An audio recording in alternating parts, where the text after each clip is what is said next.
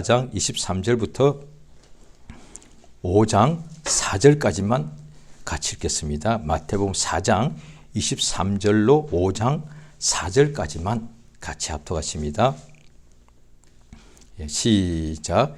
예수께서 온 갈릴리에 두루 다니사 저희 회당에서 가르치시며 천국 복음을 전파하시며 백성 중에 모든 병과 모든 약한 것을 고치시니 그의 소문이 온 수리아에 퍼진지라. 사람들이 모든 앓는 자 곧 각색 병과 고통에 걸린 자 귀신 들린 자 간질나는 자 중풍병자들을 데려오니 저희를 고치시더라. 갈릴리와 데가볼리와 예루살렘과 유다와 요단강 건너편에서 허다한 무리가 쫓으니라. 예수께서 무리를 보시고 산에 올라가 앉으시니 제자들이 나아온지라. 입을 열어 가르쳐 가라사대 심령이 가난한 자는 복이 있나니 천국이 저희 것이며 애통하는 자는 복이 있나니 저희가 위로를 받을 것이며. 아멘. 하나님은 은혜로우십니다. 그러니까 하나님이 은혜를 받으신다는 것이 아니라 하나님께서는 은혜를 주신다는 뜻입니다. 그 하나님께서 참으로 우리 인간들에게 은혜를 베풀어 주십니다. 그러니까 은혜란 것은 값 없이, 대가 없이, 값 없이 거저 좋은 것을 주시는 것을 은혜라고 그러는데, 우리가 하나님께서 그 은혜를 베풀어 주시는 대상이 누군가 하니 우리 사람들이고, 특히 사람들이 하나님의 은혜를 받을 자격이 없지 않겠습니까? 왜냐하니 하나님께 범죄함으로 하나님과 원수가 되었기 때문에. 그러니까 원수는 심판을 받아야 마땅한 자인데, 그런데 그 원수에게 하나님께서 용서하시고 복을 주시고 또 영생을 주신다는 것이, 그것이 은혜다 말이지. 은혜가, 그래서 하나님께서 예수님 오시기 전부터 하나님의 은혜에 대하여 하나님이 구약 때에 택하신 한 민족, 유대인들이죠. 하나님께서 지구상에 민족이 많은데 유대인들 아브라함부터 시작하여 한 민족을 이루고 그들을 택하신 까닭은 그들에게 하나님께서 어떻게 일하시는지를 나타내 주시고 약속하시고, 마침내 그 약속은 현재 것이 아니라 장차 이루어질 것에 대하여 하는 것이 약속 아니겠습니까? 그 약속에 대하여 예수님이 오신다는 것이 약속이다.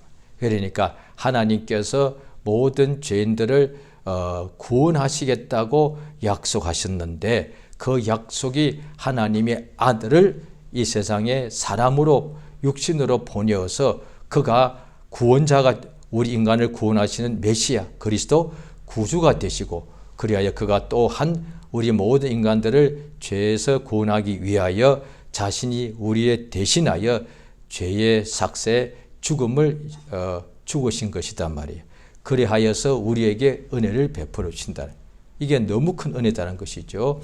예수께서 오늘 본문에 이제 공생에 시작하시니까 예수께서 한 장소에 계셔도 많은 사람들이 예수 앞에 소문 듣고 나올 텐데, 또 어떤 사람은 힘들거나 바쁘거나 연약하거나 이런 사람은 예수님의 소문을 듣고도 다 갈 수는 없지 않겠습니까? 예수님께서 여기에 오늘 본문 마태복음 4장 23절에 보면은 온 갈릴리에 두루 다니시더라. 예수님께서 하나님의 아들이 한 장소만 계셔도 거기서 병자로 나온 사람들 다 고쳐주시고 이래도 엄청난 은혜인데, 그가 손수 다 동네를 찾아가시더란 거예요. 그래서 한국말에 요즘은 좀 젊은 사람들은 한자말을 잘 모르니까 못 씁니다만은 신방이라는 단어가 있습니다. 교회에서만 쓰는 단어입니다.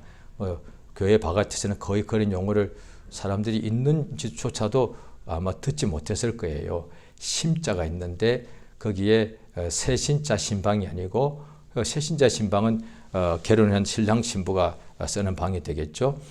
교회에서 쓰는 그것은 이 심자가 마음 심자가 아니고 찾을 심자입니다. 찾아서 방문한다는 뜻이죠. 우리가 보통 그냥 방문하다 이런 말은 다 쓰지 않습니까? 그런데 굳이 교회에서 신방이란 말을 쓴 이유는 그냥 방문하는 것이 아니라 찾아내는 거예요. 우리가 예배할 때 오늘 이 순간에도 지금 지구의 반쪽에서는 동시에 주일날 낮인지라 예배를 다 드리겠죠. 또 반대편은 또 지금 12시간쯤 후에 되면 또 그쪽에서 예배 드릴 것입니다. 예배 드리는 곳곳에 지금 사람의 숫자가 굉장히 많을 거예요. 그런데 하나님께서 예배 장소를 모르시겠습니까? 예배 드리는 교회 이름을 모르시겠습니까?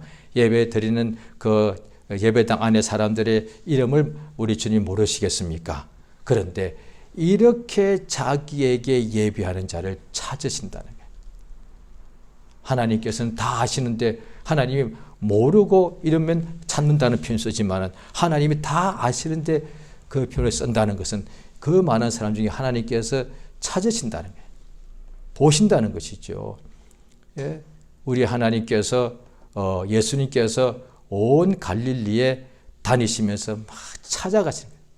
거기에 하나님의 은혜를 받고자 사모하는 심령들, 각색 병에 걸린 사람들, 얼마나 그들이 다 유대인들이니까 약속을 수천 년 전부터 받고서 부모님이 자기를 낳아서 조상들이 할아버지, 할머니, 아버지, 어머니가 세상을 떠나기 전까지 어릴 때부터 유대인들을 항상 하나님의 말씀에 대하여 양육하면서 그 약속을 하나님이 우리에게 이 모든 세상에 또 예수님 그 당시에는 그들이 400여 년 동안 모든 강대국들의 차례로 속국이 되어 있었고 그러니까 하나님은 우리 하나님이신데 어린 아들이 그러지 않았겠습니까?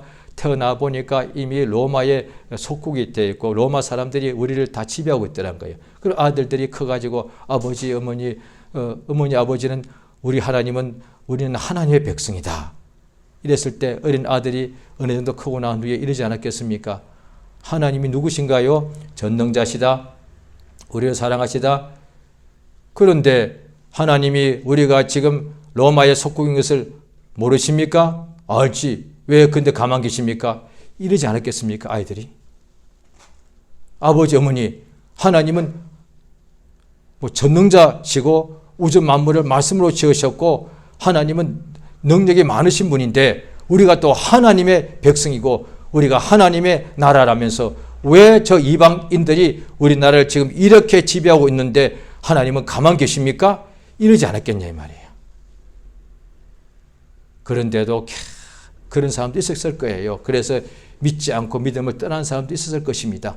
그런데 어떤 이들은 계속 하나님께서 이 모든 괴로움과 이 슬픔과 죽음과 질병과 가난과 이 또 다른 나라의 속박에서부터 우리를 구원하신다고 약속하셨다.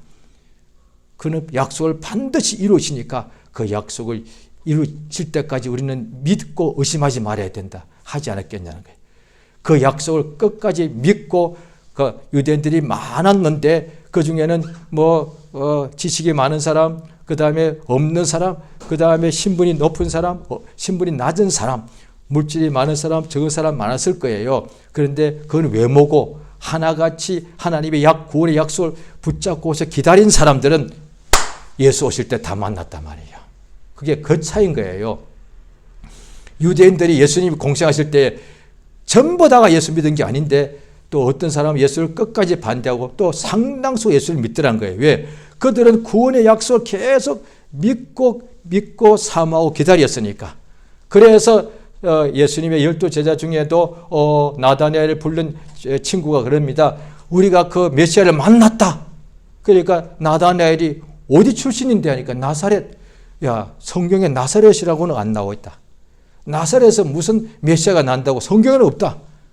그러니까 자기 친구한테 찾아가는 거예요. 가장 친한 친구한테 가서 메시아 만났다. 우리가 오래전부터 하나님이 우리에게 약속하신 그 구주를 내가 만났다라고 말해주는 거예요. 그들이 그런데 동시에 예수님을 수많은 사람들이 보았는데 구주로 알아본 사람이 다는 아니더라고요. 예수님이 메시아라고 알아본 사람은 믿고 구원받고 또 자기의 가족들하고 친구들한테 속해 가가지고 나오자. 예수한테 가보자. 그분이 메시아더라. 이렇게 전해줬다 이 말이에요.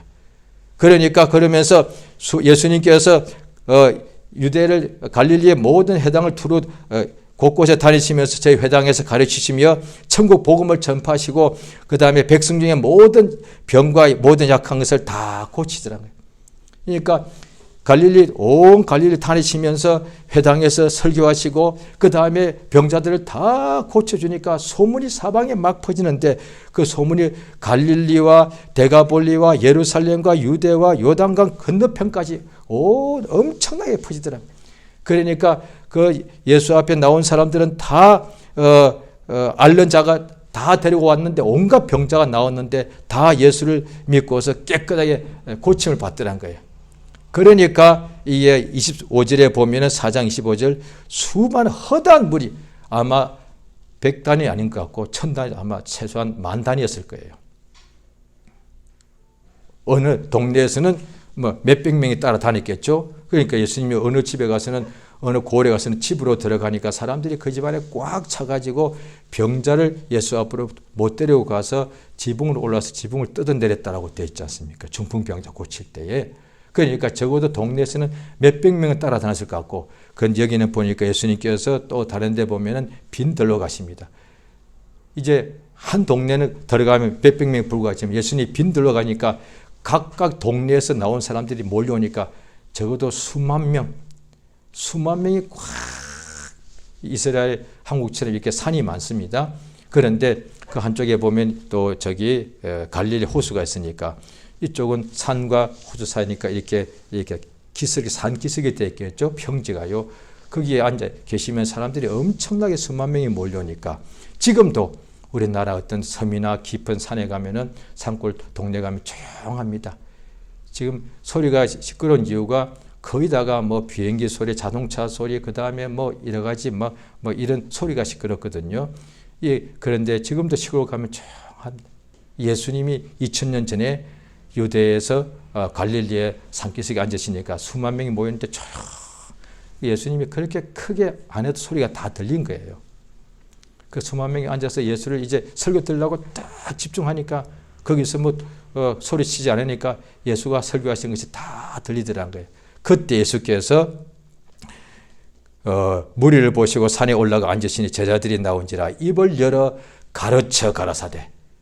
더 이상 하나님께서 마침내 지금까지는 천사를 보내어서 또 사람을 세워서 선지자를 세워가지고 그들을 대신 이야기했습니다. 그래서 성경에 보면은 천사들 또 아니면 하나님의 종 선지자들을 대언자라고 그랬습니다. 대신 말을 전해주는 사람. 저도 오늘날 이렇게 주의 말씀을 예배 때 전하면 저도 대언자입니다. 제가 직접 하나님 말씀을 전하지 제 것이 아니기 때문에 주의 말씀을 받아서 전하기 때문에 대언자입니다. 그런데 예수님께서는 오늘 본문의 5장 2절은 이거는 대언자가 아니에요. 예수께서 하나님이시니까 그가 말씀하시는 거예요. 입을 열어서 가르쳐 가라사대. 첫 번째 하신 말씀이 뭐냐니 복에 대하여 설교하시더란 거예요. 예, 사복음서가 다 각각 시기적으로 조금씩 다르죠. 왜? 기억하고 기록한 사람들의 기억력이 한계가 있다 보니까 그 당시에 예수님 말씀하실 때 뭐 영상을 찍거나 녹음기 없기 때문에 그걸 기억했다가 몇십 년 후에 그걸 다시 적다 보니까 날이나 장소나 순서나 숫자가 조금씩 다를 수가 있습니다. 틀린 게 아니라 기억이 다르기 때문에 그렇습니다. 그런데 중요한 내용은 거의 똑같단 말이죠. 예수님께서 말씀하시는데 복에 대하여 말씀하시는 거예요. 더 정확하게 말하면 복 있는 사람에 대하여 말씀하시는 거예요. 복 있는 사람이 누구냐 이거야.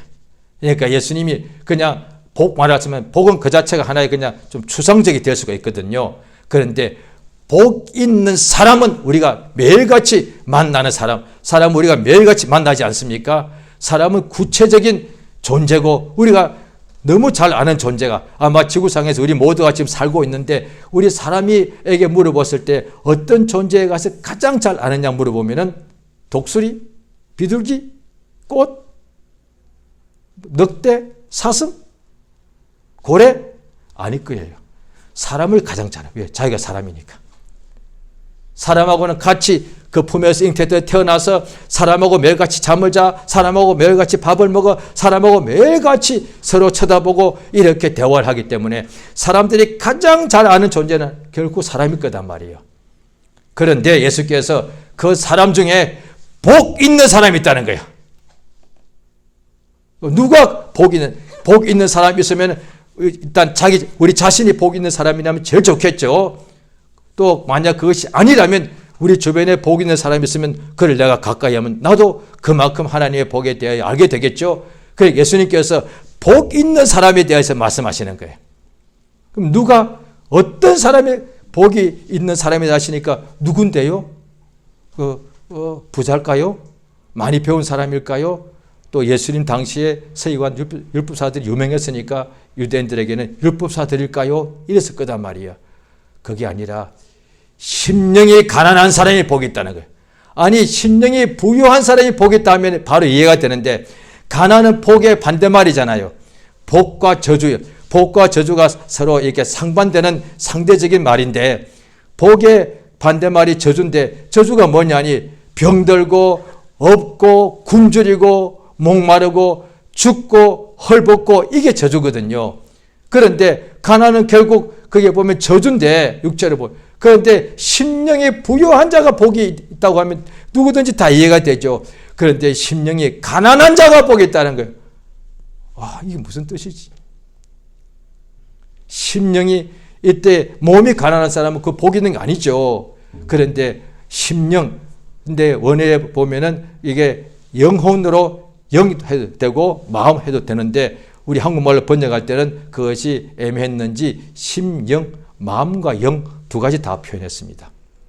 그런데 우리 오늘날에 이제 영혼을 알게 되는데 영을 말합니다. 영이 만약에 가난하다면 그 사람은 뭔가 잘못되었죠. 왜냐하니 예수 믿고 거듭났지만 우리가 육체가 다 세상에서 끝나게 될 때에 영혼이 이제 아버지 하나님께로 갈 때에 마지막에 심판대 앞에 서게 되는데 영이 벗은 사람은 벌거벗고 구원받는다고 되어 있단 말이에요. 영이 가난하면 안 되죠. 결국 여기서 보면 뭐냐니 마음이 가난한 사람. 그 뒤에다 보면 마음이 청결한 사람, 애통한 사람 이게 쭉 나오기 때문에 영으로 해도 됩니다만은 마음이 가난한 사람. 마음이 가난한 사람이 세상에서는 가난하면 육체가 가난하면 너무 힘들지 않습니까? 그런데 마음이 가난하면 어떻게 되느냐? 그 사람이 복이 있다. 마음이 가난하면 왜 복된 사람인가요? 그 사람은 천국을 자기 것으로 소유한다는 거예요. 육체가 가난하면 그렇게 되겠죠. 세상에서 어떤 물질을 소유하려고 애쓰겠죠. 그런데 마음이 가난한 사람은 천국을 소유한다는 거예요. 자, 우리가 성경을 한번 보시겠습니다. 자, 구약 성경 욥기 34장이 되겠습니다. 욥기 34장 구약 794페이지입니다. 구약 성경 794페이지입니다.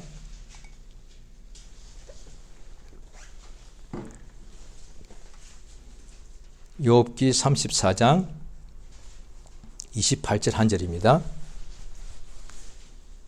구약 성경 794페이지 욥기 34장 28절 한 절입니다. 같이 읽습니다. 시작. 그들이 이와 같이 하여 가난한 자들의 부르짖음이 그에게 상달케 하며 환난 받는 자의 부르짖음이 그에게 들리게 하느니라. 예, 보십시오. 가난한 자, 환난 받는 자 비슷한 의미로 썼습니다. 왜? 육체가 우리 일생에서 가장 세상에서는 중요한 것 중에 하나인데 육체가 가난하니까 그 자체가 고생이다 말이에요. 같은 일테면 오늘날에 우리 지구상에서 뭐 선진국이다 참 잘 사는 나라 있지 않겠습니까? 그런데 그 나라에서도 가난한 사람이 있다 칩시다. 그럼 그 사람이 행복하지 않을 거단 말이에요. 그 나라에서도 잘 살고 그 나라에서도 건강한 사람이 행복한 것이지 지구상에서 가장 잘 사는 나라, 모든 나라 사람들이 부러워하는 나라에 있는 국민이라 할지라도 그 사람이 몸이 아프거나 가난하다면 참 그도 불행할 거단 말이에요. 더 아마 비참할 거예요. 왜? 흔히 쓰는 말로 그런 문자 있잖아요. 풍요 속의 빈곤이라고. 다 가난해도 비참한데 우리나라가 가장 지구상에 잘 사는 나라인데 내가 여기서 제일 가난해. 얼마나 비참하겠습니까? 그러니까 세상에서는 가난이 또한 이게 인간에게는 환난이단 말이에요. 왜? 육체는 뭔가 먹고 마시고 입어야 되는데 이게 제대로 안 되는 거니까. 그 가난한 사람은 하루에 보통 우리가 세 끼를 먹습니다만 그게 정해진 건 아니죠. 그런데 보통 세 끼를 먹지 않습니까? 그 가난할 때는 하루에 한 끼를 간신히 먹을까 말까. 더 가난하면 사흘에 한 끼 정도 먹습니다. 얼마나 가난해요. 우리나라가 옛날에 굉장히 한국도 상상 못하게 가난할 때 보면은 삼순구식이라는 한자 말이 있는데 사흘에 한 끼 먹었대요. 사흘에. 그래도 사람이 살긴 산단 말이죠. 그렇게 힘들게 지금도 지구상에 어디든 그렇게 사흘에 한 끼 정도 먹는 사람이 지금도 있을 거예요. 얼마나 그 사는 게 힘들겠습니까? 그런데 그 가난한 사람들이 뭘 하느냐? 부르짖는다는 거야. 아이들이 배고플 때 엄마 나 배고파. 어린 애기는 말을 못하니까 그냥 짐승같이 그냥 소리만 지르죠. 배가 고플 때 목마를 때 엄마한테 걔 입에서는 엄마가 안 나오니까 운단 말이야. 부르짖는다. 우리는 이미 말할 수 있는 언어가 있는데 그런데 가난한 사람은 뭐 하느냐? 가난한 사람들은 부르짖는다. 갈급하더래. 갈급이란 용어가 뭐냐니 목이 마르다는 뜻이고 배가 허기진다는 뜻이거든요. 목마르고 허기지고 헐벗은 사람은 부르짖는 거예요. 부르짖는단 말이에요. 도와달라고 도와달라고. 자, 시편을 한번 보시겠습니다. 63장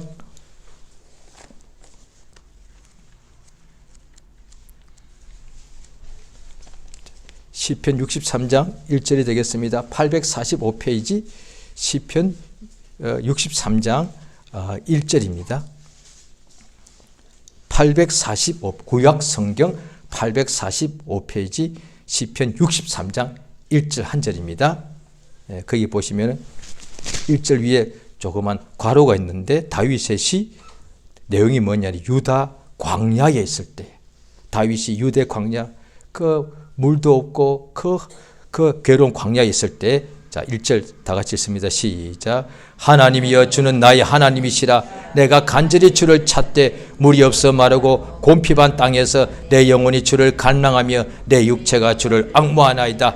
자 보십시오. 다윗이 광야에 있을 때 너무너무 괴롭더란 거예요. 그래서 그가 물이 없어 마르고 곰핍한 땅에서 뭐라고 하냐. 하나님 너무하십니다 라고 하지 않았단 말이에요. 다윗의 조상들이 유대 광야에 있을 때에 물론 유대 광야와 시내산 시내 광야는 장소는 다릅니다만은 그런데 광야는 똑같이 그들은 다윗 조상들은 광야에 있을 때 하나님 우리 죽이려고 이러십니까? 이랬단 말이에요. 그러니까 하나님 모르면 세상이 왜 이래? 이럴 건데 하나님의 백성이니까 하나님께 원망하더란 거예요. 이게 참 잘 들으셔야 됩니다. 하나님 믿지 않는 사람들은 자기가 막 목마르고 괴로우면 세상을 원망하고 세상에 뭐 신이 있다면 다 그냥 이렇게 그냥 아무데나 대놓고 원망하는데 유대인들은 하나님의 백성이다 보니까 원망할 때도 하나님 이름을 부르더라 이 말이에요. 이게 뭔가 이게 잘못된 거예요. 하나님은 원망을 들을 뿐이 아닌데 하나님에 대하여 차라리 저는 옛날에 예수 믿지 않았거든요. 그럴 때는 온갖 저주의 말을 퍼붓는데 그걸 모르니까 그런데 유대인들은 자기들이 하나님을 믿는다면서 자기가 뭔가 일이 안 되면 하나님 원망하더란 거예요. 하나님 원망해서는 큰일 납니다. 다 그때 망했단 말이에요. 이 다윗이 하나님 때문에 기름 부음 받고 이렇게 죽을 고비를 막 쫓겨다니면서 유대 광야에서 그냥 더 이상 유대 광야로 가야 군사들이 더 이상 못 쫓아오고 군사들도 쫓기가 힘드니까 숨을 데가 많은 거예요. 왜? 광야니까 굴도 많고 그러니까. 그런데 그가 거기서 하나님을 부르짖으면서 너무하십니다 한 것이 아니라 하나님이여 나의 하나님이여 내가 주를 간절히 찾습니다. 오늘날에 우리가 예수 믿는 사람 아니겠습니까? 세상에 우리가 살 때 볼 때 우리가 믿지 않는 사람이라면 뭔가 안 되면 세상에 막 원망을 입에서 막 이렇게 퍼붓지 않겠습니까? 그런데 우리 예수 믿는 사람은 세상에 살 때 내가 잘못한 것이 없는데도 억울한 일을 당하기도 하고 옥에 갇히기도 하고 또 지금까지 보면은 복음을 전하다가 막 고문당하고 막 목배임을 받기도 한단 말이죠. 그때에 너무너무 괴롭고 힘들 때에 예수여! 그 다음 말 너무하십니다. 하면 안 된다는 거예요. 예수여, 똑같이 공고한 상황, 가난한 상황, 그 다음에 똑같이 이렇게 환난이 있을 때 예수는 믿는 사람이 다 부르는데 그때 원망하지 말고 괴로우니까 예수여, 내가 주를 찾습니다. 얼마만큼 간절하게 찾나이다. 이것이 심령이 가난한 거다 말이야.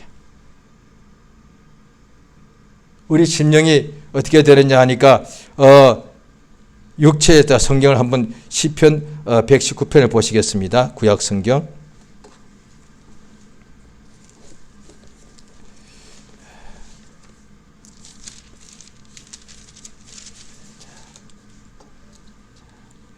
시편 119편 70절 한 절입니다. 시편 119편 70절입니다. 891페이지 시편 119편 70절 한 절입니다. 891페이지 시편 119편 70절 한 절 시작. 저희 마음은 살쪄 지방 같으나 나는 주의 법을 즐거워하나이다. 71절 고난 당한 것이 내게 유익이라 이러나 내가 주의 율례를 배우게. 예, 보십시오. 지금부터 2000년도 훨씬 더 전인데 지방이라는 단어가 나왔어요. 육체 몸에 당연히 지방이 있죠. 그런데 그것이 적당히 필요하면 너무 과도하면 몸에 아주 건강에 대하여 나쁘게 되죠. 그런데 몸도 지방이 많이 끼면은 살찌면은 그만큼 몸에 이제 나쁘고 병이 오는데 저희 마음이 살이 쪄서 지방같이 붙어있다. 오늘날 지금 봐도 표현이 기가 막힌 표현. 마음이 살이 쪄가지고 지방이 마음에 꽉꽉 끼어가지고 유대인인데도 하나님 안 찾더란 거예요. 그 다음에 막 그냥 자기를 자랑한다거나 뭐 게을르다거나 또 아니면은 막 불평 원망한다거나 이렇더란 말이에요. 그런데 이것을 시편 119편에 쓴 이 사람도 자기도 고난을 당했는데 그럴 때 나는 하나님을 찾더라. 그래서 감사하다 이거야. 그런데 자기도 고난 당하기 전에는 자기도 그릇 잘못 행했다고 나와 있어요. 나도 고난 당하기 전에는 내 마음이 살쪄 있더란 거야. 살쪄 있더라. 살쪄가지고 그러니까 마음이 가난하면 어떻게 되느냐. 지금 우리 자신이 이 세상에 있을 동안에 다 잘 되면요. 마음이 살이 쪄가지고 기도가 안 돼요. 왜? 기도라는 것이 구하는 건데 구할 게 있어야지. 다 갖춰졌는데 다 갖춰졌으니까 구할 게 없잖아요. 그런데 가난한 사람은 몸이 가난해도 하나님께 막 찾더란 거예요. 믿는 사람이니까. 그런데 몸이 이제 가난해서 구했더니 하나님이 무치를 채워주시죠. 그 다음 어떻게 되겠느냐. 그러면 부유하게 되면은 마음도 살찌면은 이거 망하지 않겠습니까? 그럼 어떻게 기도해야 되겠습니까? 주님, 내 평생에 간절한 마음이 계속되기 위해서는 내가 어쩔 수 없이 죽을 때까지 가난하게 살아야 되겠습니다. 이럴 수는 없지 않습니까? 그런데 하나님께서 하시는 것이 뭐냐니 몸이 건강해져도 부유해져도 인간은 연약한지라 믿는 사람도 마음이 점점 더 이렇게 게을러집니다. 그 신명기에도 6장이나 8장에 보면은 지금 다 찾지는 않겠습니다만은 복을 받아서 젖과 꿀이 흐르는 가나안 땅에 들어가잖아요. 이제 광야 40년 끝내 마친데 젖과 꿀이 흐르는 가나안 땅에 들어가. 그러니까 이제 금, 은, 보화가 양과 염소가 막 엄청나게 재산이 많아지게 되면은 너희가 마음속에 이를 것이다. 마음이 하나님 잊어버린다는 거예요. 왜? 배고플 때는 하나님 찾다가 배부르니까 하나님 잊어버린다는 거예요. 예수님 당시에 그래서 사두개인들은 부자인데 예수 무시하는 거예요. 왜? 자기들이 그러니까 잘 사니까 예수 찾을 이유가 없는 거예요. 또 건강한 사람, 예수 병든 사람, 그다음에 병은 육체의 병은 없을지라도 마음의 병이죠. 죄인, 세리 이들은 예수를 막 찾는 거예요. 나머지는 바리새인들은 사두개인들은 부자니까 예수 찾을 필요가 없고 바리새인들은 가난했지만 마음이 부자야. 우리는 어이없다 하니까 예수를 찾을 필요가 없는 거예요. 그 위에는 예수를 다 찾아서 그 먼 데서부터 예수를 찾으러 수만 명의 예수를 쫓아다니더란 거예요. 심령이 가난한 자가 복이 있다는 거예요. 지금 예수를 만나기 위하여 수십 길 걸어온 그 수만 명이 꽉 있는데 복 있는 사람이 누구냐? 심령이 가난한 사람들. 이들이 예수께서 천국 복음을 전하니까 땅에서는 이것이 부자가 못 되더라도 하늘 천국을 자기 것으로 소유한다는 거예요. 이 마태복음 6장에도 보게 되면은 이방인들은 이렇게 구한다. 목숨을 위하여 무엇을 먹을까? 무엇을 마실까? 먹을 것 주시고 마실 것 주시고 입을 옷 주십시오 라고 이거는 이방인들이 다 구하는 것이다. 그런데 너희는 너희 하늘 아버지는 있어야 될 것을 아시니까 너희는 이것을 구하는 것이 아니라 하나님의 나라와 그 일을 구하라. 하나님의 나라 천국이잖아요. 천국 복음을. 심령이 가난한 사람은 천국이 저희 것입니다. 그러니까 이 세상에 사는 동안에 마음이 에베소 4장에 보게 되면은 자 한번 보시겠습니다. 에베소서 4장이 되겠습니다. 신약 성경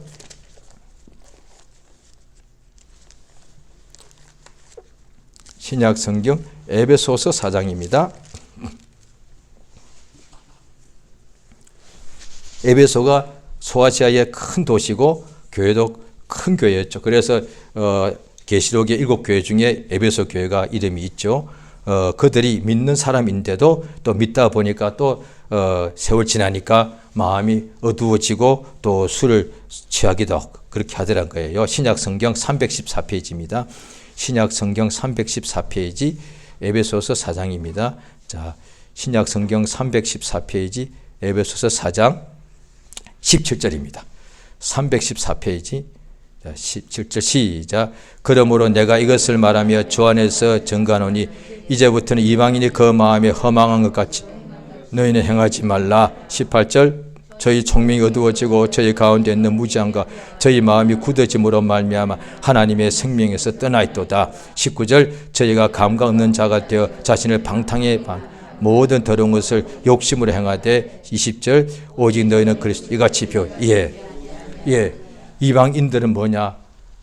마음에 예수를 믿지 않으니까 예수님이 계시지 않으니까 마음에 온갖 굳어짐과 욕심과 방탕과 더러운 것이 마음에 꽉 차 있더란 거예요. 그러니까 예수님 앞에 이때 에베소서는 이방인뿐만 아니라 예수님 당시도 예수님께서 설교하실 때 율법사, 서기관, 사두개인, 바리새인들 예수님 앞에 나오긴 했지만 예수의 말씀을 듣고 받아들인 것이 아니라 막 비판하고 조롱하고 예수를 어떻게 죽일까? 예수를 어떻게 시험에 들게 할까? 이랬단 말이죠. 그때 예수께서 마태복음 13장에 보면 그 이미 유대인들이지만 그들 마음속에는 뭐가 있냐? 온갖 더러운 죄가 꽉. 한번 보시겠습니다. 마태복음 13장입니다. 마태복음 13장, 자 15장 또 마태복음 15장입니다.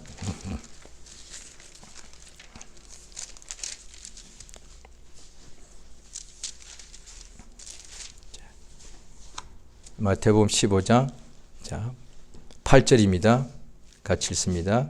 시작. 이 백성이 입술로는 나를 존경하되 마음은 내게서 멀도다. 자, 그 밑에 쭉 내려가셔서 18절입니다. 시작. 입에서 나오는 것들은 마음에서 나오나니 이것이야말로 사람을 더럽게 하느니라. 19절. 마음에서 나오는 것들은 악한 생각과 살인과 간음과 음란과 도적질과 거짓 증거와 해방하는 것이다. 예, 이 유대인 바리새인들이 15장 1절에 보면 바리새인들과 서기관들이 예수께 나와가지고 예수를 시험해가지고 막 뭐라고 막 질문합니다. 그들이 너희가 말로는 하나님을 존경하지만 마음은 내게서 멀리 있다. 그 마음에 뭐가 있느냐? 온갖 더러운 죄가 꽉. 그러니까 회개가 뭐냐니, 회개하면 사실 몸도 일테면 예수께로 나가고 교회로 가기도 하고 합니다만은 그 몸은 그냥 따라갈 뿐이에요.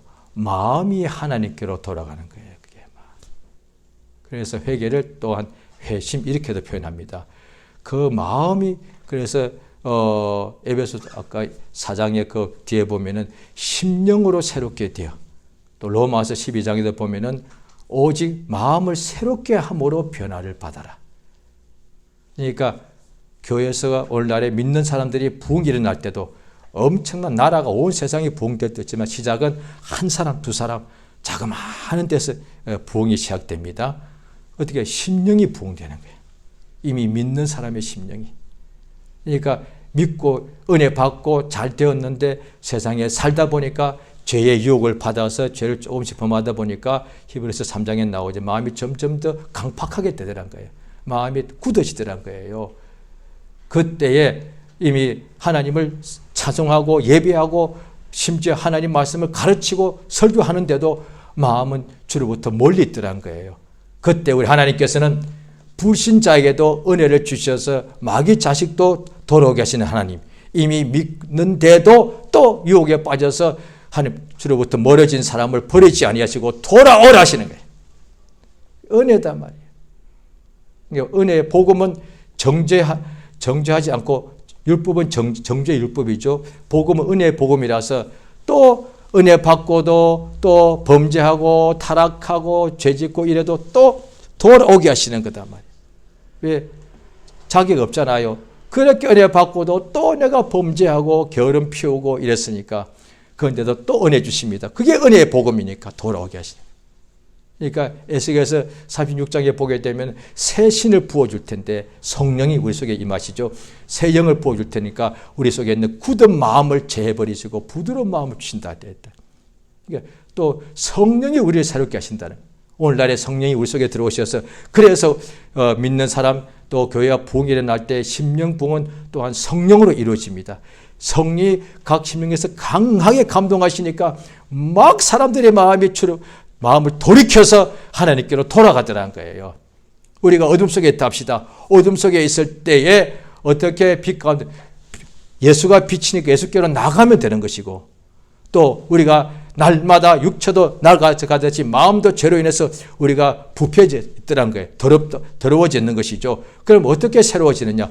예수께로 돌아가야만 새로워지는 거예요.